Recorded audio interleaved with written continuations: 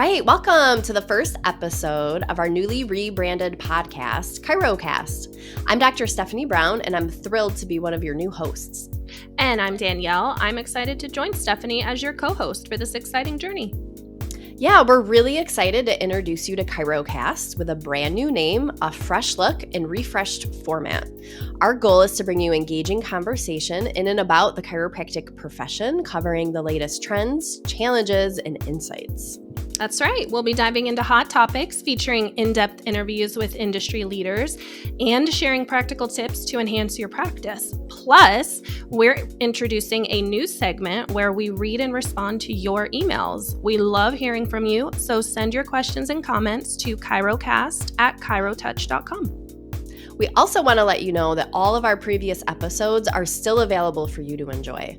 You can find them on your favorite streaming platforms and our YouTube channel. So if you're new here, there's plenty of great content to catch up on. Absolutely. We're thrilled to kick off this new chapter with you. Now let's dive into today's topic, which is tips for getting your practice off the ground.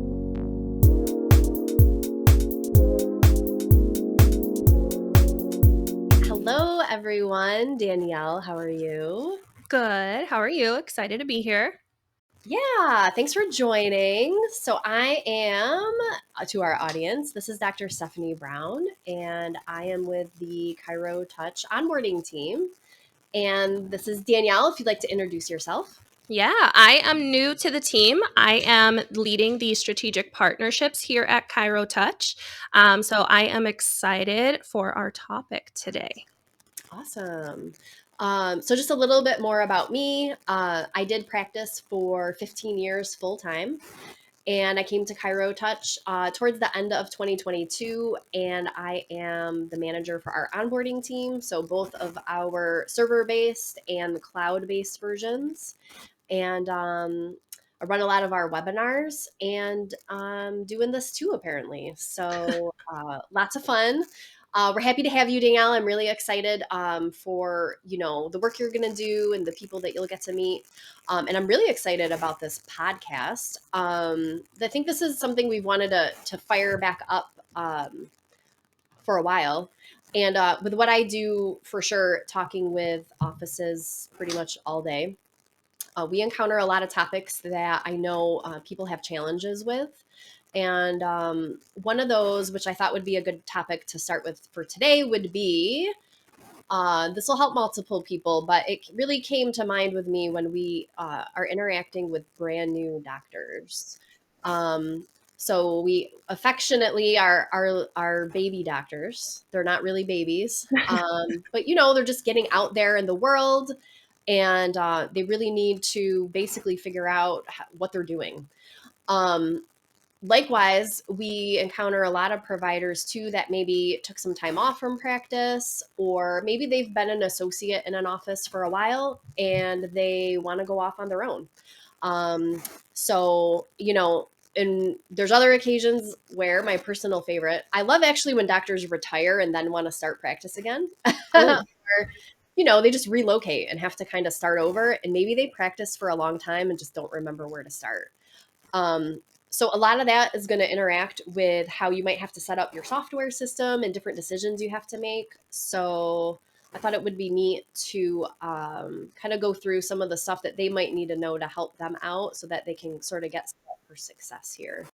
Yeah, I agree. There are so many moving parts when it comes to opening your first practice or moving or expanding. And there are a lot of things that aren't in the forefront of your mind. So excited to dive into that and help as many people as we can. Yeah, absolutely. Another item that kind of came to mind too when we were thinking about doing this is also doctors who are in practice, but maybe they're going to change their tax ID number, their business structure, or their business name, or maybe their name. So I'm not the pro in that. I've never had to change my name. But when I was in practice full time, we did go through a name and tax ID change, and it was painful. So there's not really a way to make it not painful other than trying to plan ahead as best as possible. So I think the first thing I thought we would jump on is NPI.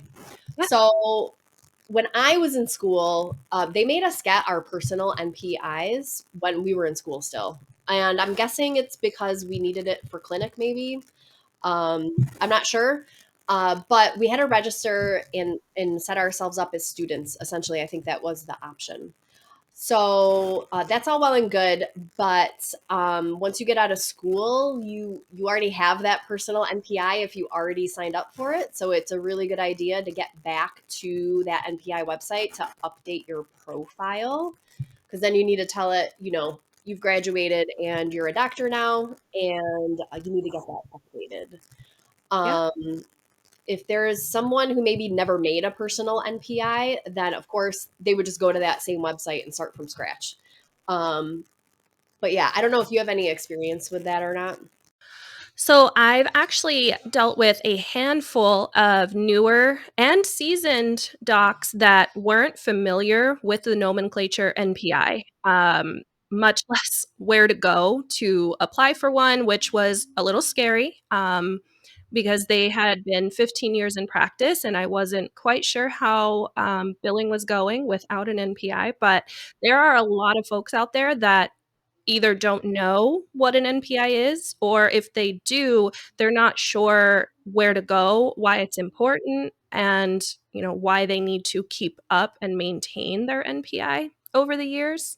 Especially Hmm. like you mentioned, with changing your name, changing your practice type. Medicare is huge when it comes to NPI. So I think maintaining those is probably the most important piece of being in practice. Yeah. So let's talk about it. Oh, so we're gonna have like a little worksheet, and we're gonna gather some notes. And if you're listening in and you think that this would be helpful information for you, you can just drop us an email at ChiroCast@ChiroTouch.com. We'll spell it out for you later. So we'll have some links and things in there and some notes from today's session. But so this always killed me because what does all this even mean? But anyways, the website is the National Plan and Provider Enumeration System, or it's nppes.cms.hss.gov. So this is a government website. Um, and so back in the day, you had to have, I think all providers used to be identified via their social security number. And, people got smart and said, that's not the greatest idea that we've ever had. So I'm sure they went through the exciting process of forcing everyone to get an NPI. So it's basically a 10-digit number that is unique to you, that will identify you to insurance companies and any other parties that you work with, especially when it comes to billing and credentialing. But maybe, your malpractice insurance might want to know it and things like that too. It's like an Um, identifier. It's like your yeah, social security number, but for being a doctor. And absolutely. all doctors have one.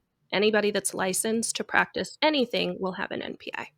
Yes. So if you don't have one, that's probably step one. You want to get that personal NPI set up.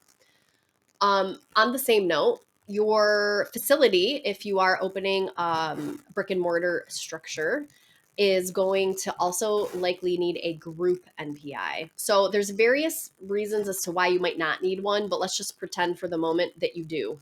So on the NPI website, you can also register your office to have a group NPI, also known as Type 2 NPI or Organization NPI, I think is the other name people call it. Yeah. So don't get those mixed up because they're totally different from each other, even though they seem like they're the same. And it's really important to have that in like your vault of information about yourself and your practice, that you're going to keep right next door to like your tax ID number. So yeah. Um, Anything else you want to add about NPI? No, other than don't share them. Your NPI is your own, and I would say that it's fraudulent to share them across different folks. So keep that in mind. Mm-hmm. Yeah, correct. You can't bill under someone else's NPI unless we'll talk about that later. There's various situations. But as the rendering provider, you would only be billing as you doing a service. So that's where you're definitely not using someone else's for sure. Right. Awesome. So we've got personal NPI and group NPI. So another number you're probably going to need is a tax ID number. So again, all of us have social security numbers. And if you're first starting out, you might think it's an okay idea to just be a sole proprietor and use your social security number, but that's a horrible idea. Please don't do that. That's my personal opinion. I just think it's not secure. Because if you have to give a super bill to a patient, they're getting your social security number, and I think that's a bad idea.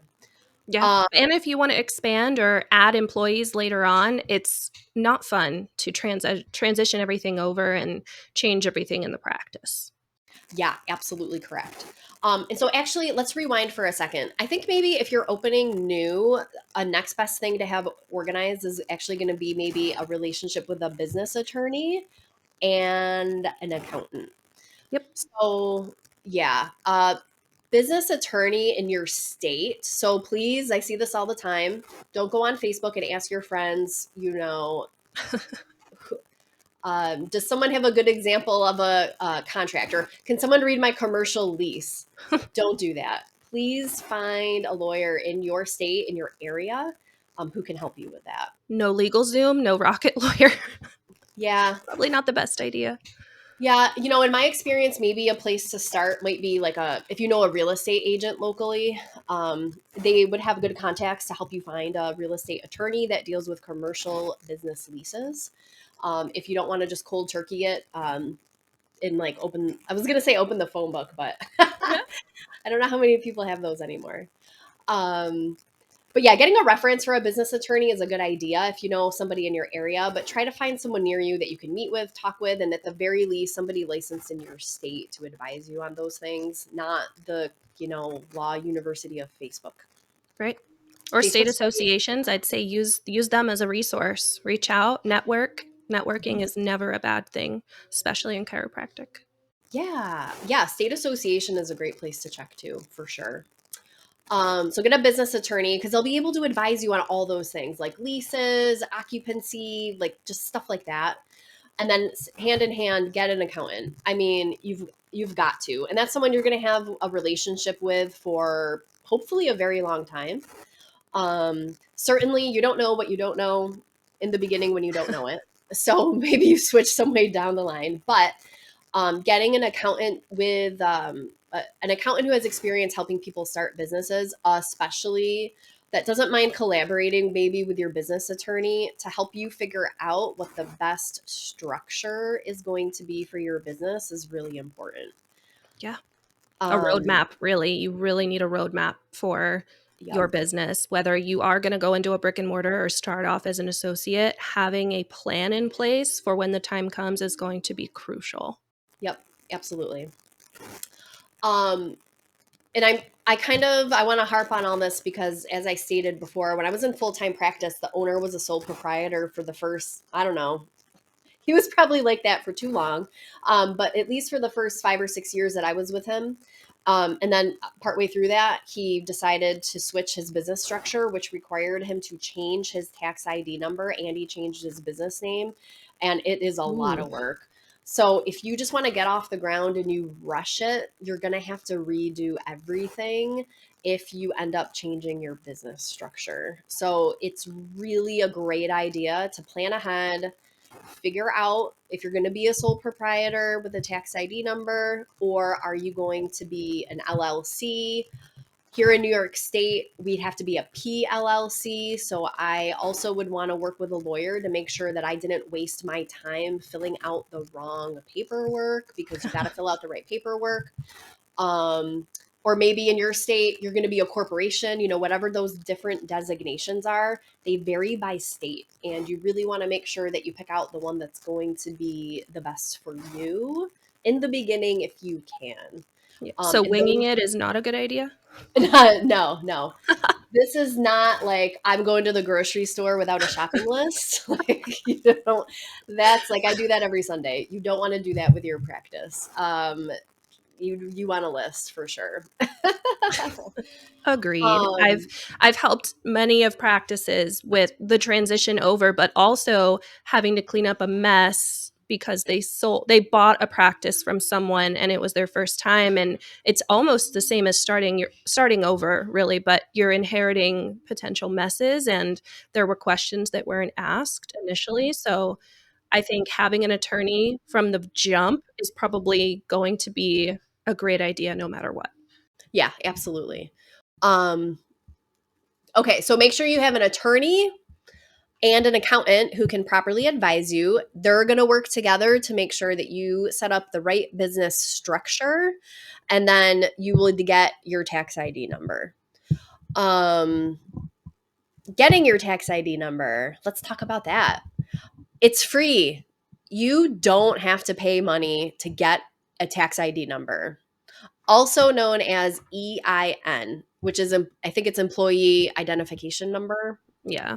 Yeah, I'm pretty sure that's what it is. So it's free. You don't have to spend money to get that. The IRS is happy to provide one to you so that they can bill you your taxes.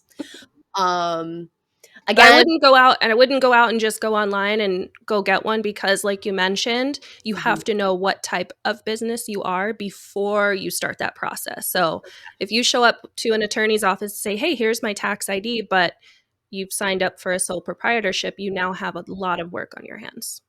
yeah, you have to start over basically if they advise you that you should be a different business structure. Yeah. Yeah. So you would just go to the IRS website and find the area that says tax ID and sign up for one. Like a wizard, it walks you through everything. Super Yeah. simple. I'll if we can pause, I can share a story here. Do you want to hear a funny story? Yes. / not funny. So I practiced full time, and I decided it was time for a change. And with the support of my former employer, I transitioned out of his office. I came here to ChiroTouch, but I didn't want to stop practicing. I really wanted to maintain those relationships, take care of those patients that I had been working with for a long time, and just keep my hand in the game. So I had this all planned out in my head. I Let's see, what order did I do things in? I did exactly what we probably said you shouldn't have, but I had been thinking about it for so long that I felt comfortable enough that I was just making the decisions and then I executed them. So one day I got in the car. In my instance, I did decide to be a sole proprietor, and to do that, I just had to go to my county office building and fill out the DBA paperwork, doing business as, which we'll talk about again in a second too. So I just went downtown and filled out the paperwork that said, hey, I'm a business now. Filed it with the county clerk. Nobody was there. It was great. And then I got in my car and I drove to the bank. And in the parking lot at the bank, I went to the IRS website and I applied for my social security number. Or no, I already had that. I applied for my tax ID. We do. Your EIN. Yes, don't use your social security number. So I applied for my tax ID number. I sat in my car and waited. I got the email. It was approved. They send you a letter, and it's very official looking, and you're going to need it for the rest of your life. And so keep that handy. And then I walked into the bank with my phone and said, I need to open a business banking account. And they actually asked me to forward the letter to the guy that was helping me at the bank. So I forwarded the email from the IRS to the guy at the bank, and I handed him a check from my personal bank account to seed some funds in there. And that was it. I had a business. So that's what I did. Now, later on, I was checking my credit card statement and I realized, I don't know how I didn't know at the time, but I was obviously kind of nervous. And as we're discussing, it's not like I had a plan written out that I had really, I thought I knew what I was doing, but like even then, I didn't know. It turns out I had found, when I Googled to find the IRS website, it actually was like a different website that looked like the IRS's website. Yeah, this is a true story. That did help me get my tax ID number, but they charged me like $200. I'll go back and find it, but they charged me like $200 or $300 to get my tax ID number. Like a third-party facilitator type. Exactly. Okay. So it wasn't fraudulent, like they didn't steal my information, but good Lord, I entered everything about myself through this portal on these people's website. They charged me for it. It did interface and get sent over to the IRS, so it was legit, but like I paid $300 for my tax ID number for something and I that's free. I was pissed. So I sent them the nasty gram. I figured this out probably in like January, like 3 or 4 months later after I had done all of this stuff and was like, hey, this is fraud or whatever. And they were like, no, like we're very clear with all the things you have to acknowledge that like we're not the IRS, we're just helping you. And I was like, oh, son of a gun. That was I was not happy. But I mean, at the end of the day, I guess it's kind of a stupid tax, so to speak, which is why if this podcast helps one person avoid that mistake, then I would feel like it was worth it. So, yeah, again, we'll have a little handout. And if you want to make sure you're going to the actual IRS website, we'll try to make sure it's very clear where you're supposed to go to actually get the tax ID number and not get ripped off. So you guys can all learn from my mistake. Yay! You saved everybody $300. I Bait and hope switch so. tactic. Yes. You can send it to me as a gift to ChiroTouch. Thank you. Perfect. Okay, so we've got NPIs handled. Oh, well, once you get your business name set up and like then figure out where you're practicing, that might be when you return to the NPI website to do your group NPI. So just to be clear, you might not do your group NPI at the same time as your personal NPI. Yeah, you have to have an address, you have to have the business name, and lots of other things that if you don't have a brick and mortar yet, you wouldn't have the group yet. Yes, exactly. Okay, great. We went to the IRS and now we have to go to the bank. So in my example, I went to the bank. Just a note on like picking your bank. That's a personal decision, but in my area, we have a lot of good credit unions. They're locally or regionally owned. So just, I don't know. I think researching a bank to use is a good idea. Talk to people. How business friendly are they? Things like that. Lots of different options, but I know with my bank, I don't pay any fees at all. So Ooh. that's a good thing. When you get into business banking, sometimes there are fees if you don't have a minimum balance or whatever, things like that, which is fine. But you just need to be aware of what you're getting into and what the fees are going to be. Side note, random, I know someone that owned a coffee shop. They actually used to get charged by their bank for depositing cash. Ew. So maybe you want to find out things like that. Do you get charged for depositing checks? Charged for depositing cash? Like, do you want that for your business? And if not, maybe you're going to shop around. So Oh, I didn't any even think comments on about banks? that. No, Yeah, it's that's not wild. something, yeah, that wouldn't be something that I immediately was like, here's on the list of things to do. I mean, obviously having a business bank account, but finding the right fit for which bank to use, that's not something that I would immediately have thought of. Yeah. I mean, if you get charged for depositing cash, you could just put it in a shoebox under your bed probably, but Put it in that the might not walls. go over well. Yeah, so think about your bank. What about funding? Do you have any comments on funding? Ooh, what do you mean? Well, like if you need startup capital or where are you going to get the money to start your practice? That could probably be a whole other episode. Oh, yeah. Because I mean, you've got to think if you're coming right out of school, there are going to be a handful of folks that their family's been in practice for many, many years, and maybe they're inheriting a practice. So they're not having to come out of pocket thousands of dollars right away. But then there are going to be those that they immediately are seeking a business loan and might not have collateral for things of that nature. So I've not actually personally dealt with offices that were seeking funding, but I imagine there are grants, state specific grants, and different funding avenues for them to look into. Absolutely. Especially also if you're an associate and you think there's any chance that you will want to go out on your own. I mean, I know a lot of us want to pay down our student loans as fast as we can, but you might want to be smart about trying to save some money at the same time, so that you can go out on your own. So yeah. Also, you need to have the conversation with yourself because you don't need the newest and greatest best thing of everything. My parents bought me a portable table for Christmas when I was a student in 2007, and it's literally what is sitting behind me and what I used to adjust people on. Still going, still Um, kicking. That's Yeah, it awesome. looks brand new still. It's wonderful. So I have a lifetimer for anybody wondering.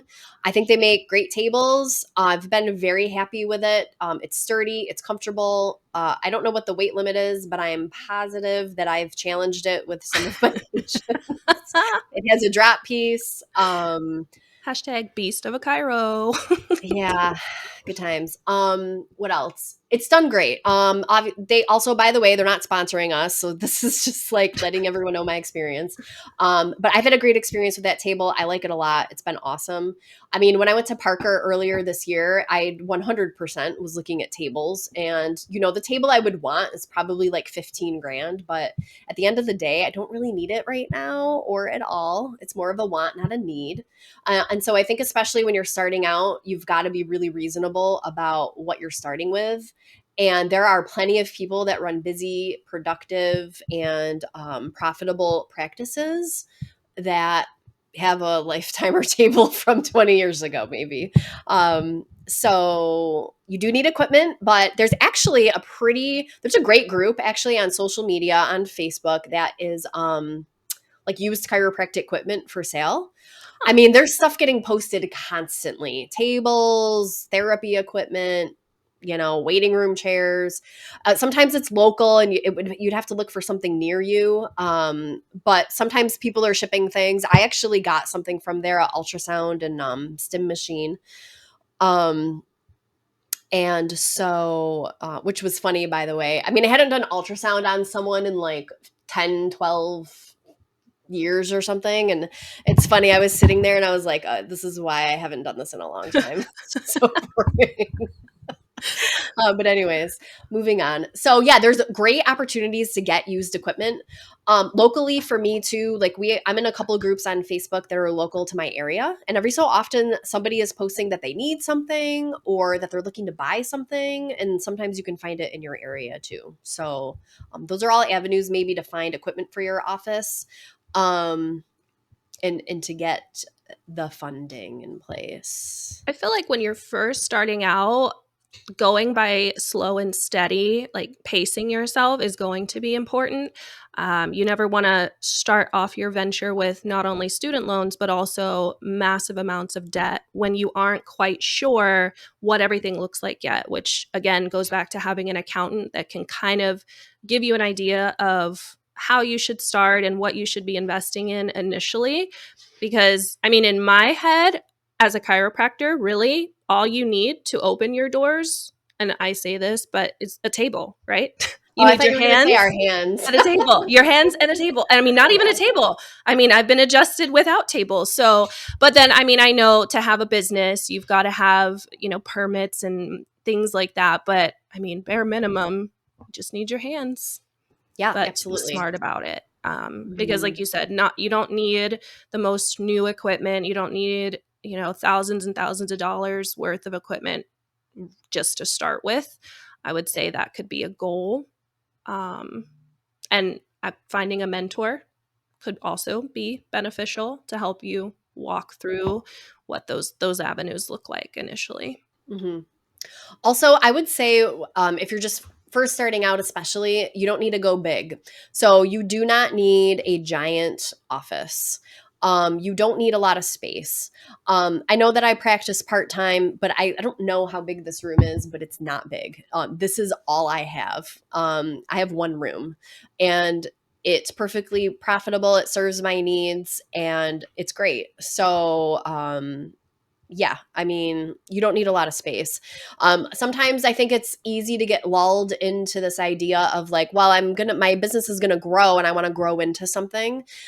There is truth to that to a certain extent, but if you go too big, you're just gonna end up with rooms you're not using, and then eventually, either right away or eventually, you're just gonna like see these empty rooms, and it's just money floating right out the window because you're gonna pay per square foot, obviously. So I think it's important to right size how big your office is going to be at first. Again, maybe this is a good thing to hop on Facebook and ask colleagues locally, networking, but ask other people, like, how big is your office? How big is your adjusting room? Just try to find these things out so that you don't go too big. So like I said, it's not bad to grow into something. But it's not great if you've got too much space and then you don't grow into it. The other Right. thing too is like, your square footage is not the only thing that you might have to grow into. Your location, the other amenities to your building. So even if you get a office that is the size you think you might want for the rest of your career, there may be other things that are playing into that you end up deciding down the road, I'm not going to stay here, and then you're moving, right? And then you maybe would have paid for all that extra square footage when you didn't need to. So if someone were to ask, I think in this case, a little bit smaller is probably going to be better, because it's going to help keep your overhead down, make it more affordable, and then as you grow, you can decide what other things might be more important to you. And then if you're going to look for a new location, at that point, you're armed with that experience and that information. And then you can maybe probably find something that'll be a better fit once you're ready. You know what's underrated, I think, is gyms. Reaching out to Mhm. your, I mean, not franchise, maybe even franchise gyms, but smaller mom and pop gyms that have those extra rooms, they're not being used. It's Mhm. going to not only help you with networking, but also perhaps that's your starting point. A small room in a gym that is going to come with patients, potential patients. I know Mhm. I've worked with a handful of chiros that was their starting point, was working out of a gym, which wasn't something that I had ever heard of. But then I started to see them more and more as I go. It's kind of like getting a new car. You get a new Mhm. car and then that's the only car you see when you're going on the road. But I Yeah. think that's a really good starting point, is, in a PT office or in a gym, or even being a traveling chiropractor, which is not too common, but it's not unheard of. Mhm. Yeah, I actually, the gym that I go to, there's a physical therapist there. She's great. I've seen her before when I've needed help and had problems. She already had a chiropractor, so she hasn't seen me, but that's okay. We still have that professional courtesy and respect. And her and I do have mutual patients.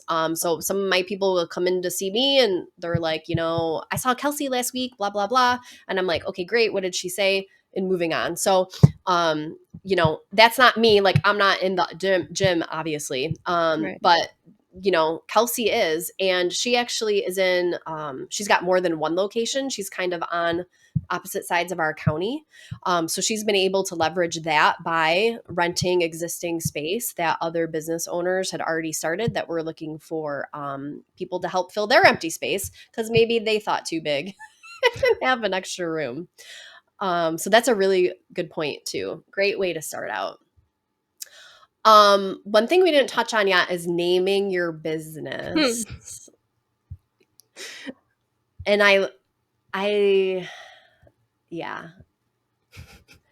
people come up with good names. Let's put it that way. So one thing I want to jump on really quick with naming your office is there are some states that have really strict laws on what you can say in your business name.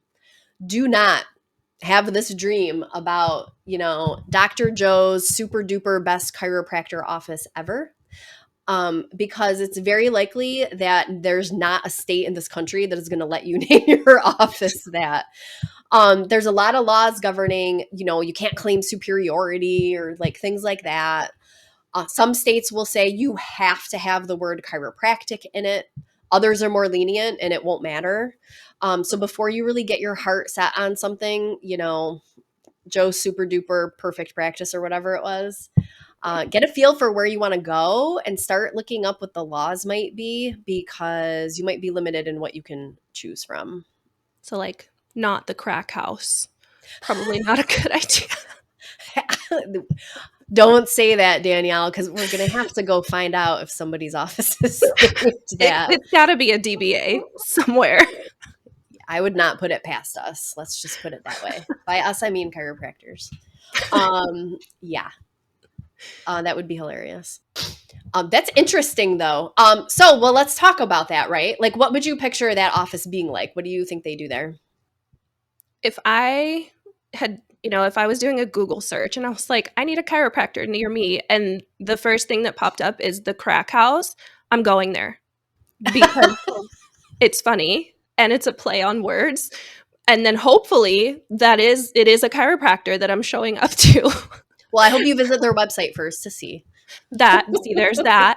But I mean, that would probably be the one that I would click on because it's not something that is, everybody's picking the name. It's not generic. It sticks out, and I'm weird. So I'd like to tell my friends, like, yeah, I'm going to the crack house after work.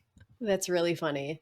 Well, I will tell you that I would not go to the crack house because I don't do well with like, this is going to sound weird. I don't do well being like manually adjusted with like, more traditional diversified adjustments. I don't respond well. So that's what I was going to say. Like, Ooh. Crack House Chiropractic use the name of their practice to make it very clear what they probably have going on over there.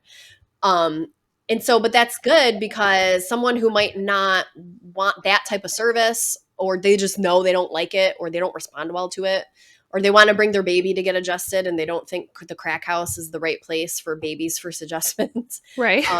The name of the practice is telling you something about it. So, from like a marketing standpoint, that's a great idea. But if you name your practice after yourself, like I'm not naming my office Brown Chiropractic. Okay. First of all, brown is boring. It's a color. And I mean, it's my last name, but it sucks. So I'm not naming my office Brown Chiropractic. It also tells the patient absolutely nothing about what I do. It doesn't send any message at all. So everyone has different reasons as to why they want to name their office, what they want to name it. But what's in a name. So there might be a little more, if you put a little more thought into it, you might be able to harness your office's name as part of like your marketing or business strategy too. Yeah, I'd say even using AI, like Chat GPT, Google Gemini, like that didn't exist years ago. So you had to just come up with things off the top of your head. But AI, ooh, there are so many good ideas out there. And I would even venture to say it can tell you if it exists or not so that you can set yourself apart. Ooh, that's a good point. Okay, so the business names. Oh gosh. Okay. So like in New York State here, for example, I can go to my county clerk's office and I can register any DBA as long as no one else has it, right? But if someone else has my same business name in a county over, that's okay. It doesn't matter if it's just like a DBA. Right. But if someone else in my state has that registered as like a company with the Department of State, I can still do a DBA here, but I would not be able to create another company with that name registered in the state because someone else already has that name. Did that make sense? So, again, depending on your state laws, there might be rules about what words you can use or what words you have to use, but there will also be rules that you can't use names already in use. So, you need to find out what other people have already called their business. I think most states would have a searchable registry, and that's a great place to check.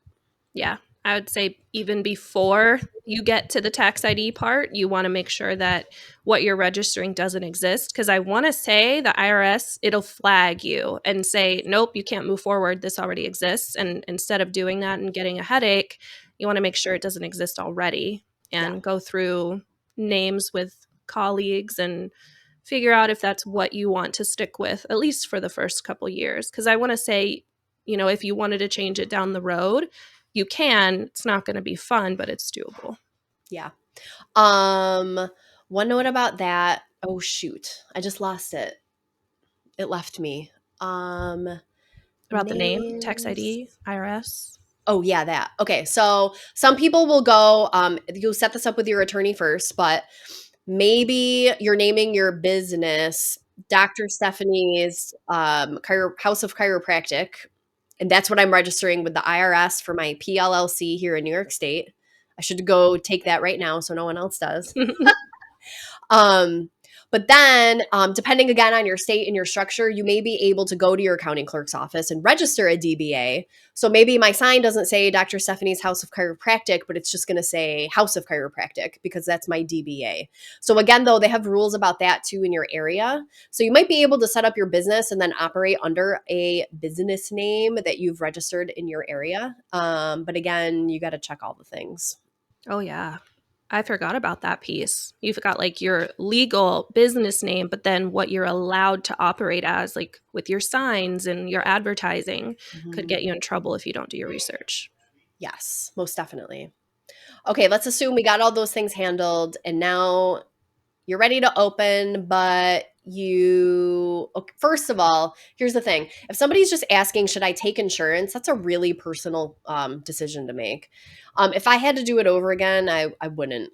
I just, it's a lot to get a handle of. I question how much it's worth it. Right. Um, you everyone probably already doesn't need to hear any of us talk about it because we all get it. It's hard. So in and of itself, like I get it. Everyone's going to make that decision for themselves that they do. So if you want my opinion, don't take insurance. But if you're going to anyways, because I take insurance, so I'm not trying to tell literally people what to do. Um, the first thing you probably want to do is address Medicare. I remember, and I know when I apply for to be in network with other like commercial insurance companies, they ask me for my Medicare ID number. And when I first got credentialed, they wouldn't process my application without it. Your Um, PTAN, is that what you're referring to? Or correct. CAQH? Yep. Yep. Oh God, CAQH. So let's talk about that. So if you're going to take insurance, you do need to probably definitely get credentialed or fill your application out on CAQH. I don't remember what that stands for. It's probably ridiculous. Yeah, I have Um, no idea. but yeah, it's basically a central repository kind of where all the providers, many providers across the country will fill out all their stuff. So like name, address, where did you go to college, like all those kinds of things. And then when you go to get credentialed with an insurance company, they will look for you in that CAQH database and just draw all your information from there. They'll still make you fill out a ridiculously long application probably, but they'll corroborate it against what's in that database. Yeah. I would Um, say, and if you are going to go the insurance route, it's not something where you decide, yeah, I'm going to take insurance, and then you are in network with every insurance carrier, because a lot of carriers are closed off at different times of the year for many years. So you might in your head think, yeah, I'm going to take all of these insurances, but in the reality, those networks are closed to new providers. So then you have to pivot. So you always want to have a backup plan if the one that you had doesn't go the way that you thought it might. mhm. Networks open and close all of the time, but I think it's important to have those backup plans in the event that you have tried to fill out all of these applications only to find out that 4 out of the 5, the networks are closed to new Yeah, providers. Not fun. exactly. In my area, our biggest payer, I'm pretty sure they're just not taking new chiropractors. As far as I know, you just can't. The only way I got in is because I was joining an existing practice that was already credentialed. And then they maintained my network status when I left. I had to update with them, but they let me stay in. And that was the only reason why, though. So that's a very good point. Don't move to an area just assuming you'll be able to get into insurance because you might not be able to. That's Right. something that you might want to think about when you're trying to figure out your location. So CAQH is good to get that set up so it's just ready to roll. And then Medicare, though, doesn't use CAQH. You just have to do everything directly with Medicare. And Medicare actually is like this magic wizard that sits behind a curtain in Washington, D.C. You don't ever actually get to see, talk, or interact with them ever. Nope. They pay, I am assuming, different private companies to manage Medicare for them across the country. And so, depending on what state you are in, you have to find out who the Medicare contractor is for your state. So, here in New York, we have National Government Services. So, I had to contact NGS to do all of my credentialing. I gotta say, with the advent of technology, it's not easy, but they've definitely made it easier to take care of all that. With Medicare. So when I had to get re-credentialed or they had to redo my stuff when I went off on my own. It wasn't too bad. It was confusing. I had to call a couple times, but a human being got to me and answered my questions. There was Oh, even more than once because something was wrong with my thing where the lady called me herself and left me her direct number and she was wow. really nice. So, um, I'm sure that experience will vary from state to state, but don't be scared of Medicare. Just figure out who manages Medicare in your state and contact them. Um, I just want to add to the Medicare conversation. There is a little something called railroad Medicare. Have you ever heard of Railroad Medicare? Oh, yeah. Oh, yeah. Yeah. I know the credentialing for Railroad is significantly easier than initial Medicare, but you have to be credentialed with initial first. So that's probably Yes. why. I didn't know who they were until it walked in my office. A very lovely couple that the husband like was retired, and that's who he had. I don't know. They both had it for some reason. I don't know. Anyways, and I was like, "What? I don't know what this is." And I was so confused. It was a big mess. I had already seen them, probably wrong.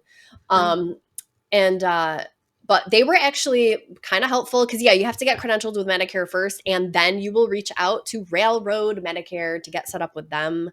And it wasn't too bad. They did help me out. They backdated all the stuff, so it was fine that I had seen those patients and sent everything in.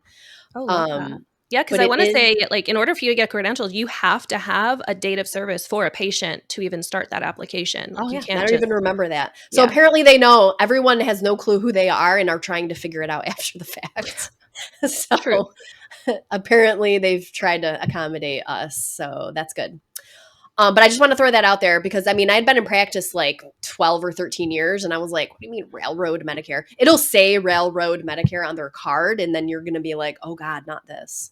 So Right. yeah. Anyways, Oh, one um, more thing with Medicare is DME. So a lot of chiropractic offices, they want to do orthotics, back braces, what have you, and it's very different than your typical Medicare credentialing. Like, it is a separate Medicare credentialing process when you want to bill and get paid for DME. I can't tell you the number of, I don't want to say issues, challenges that I've experienced with helping docs navigate Medicare DME billing, because it is a very separate beast. So having, I would say, a credentialing specialist guide you there is going to be super beneficial. I like it. All right. So we're coming up on time. Is there anything else big you wanted to like tackle quickly? Well, we didn't talk about EHRs, having to have one of those, unless, I mean, I know some offices do paper billing, and like to this day, although there are again payers that don't accept paper billing, so you have to find an EHR, but that could be its own episode. I know. I mean, I think everyone knows what we would suggest. But I don't know, maybe there's an opportunity for us to all kind of collaborate. We can have our separate podcast just about EHRs maybe. Oh yeah, what about our listener emails? Yeah, so that's a good idea. So how about this? Why don't we I brought up our email address earlier, but let's revisit. Yep. So it's ChiroCast at ChiroTouch.com. Now, I'm going to spell that. ChiroCast. It's Chiro, like you would think, ChiroCast. Cast. Like we're a cast of a show, I guess. ChiroCast at ChiroTouch.com. You guys can send us messages if you want that little worksheet that we're gonna have. We can get that sent over to you. If you have ideas for future episodes you would like us to do, you could send those in also.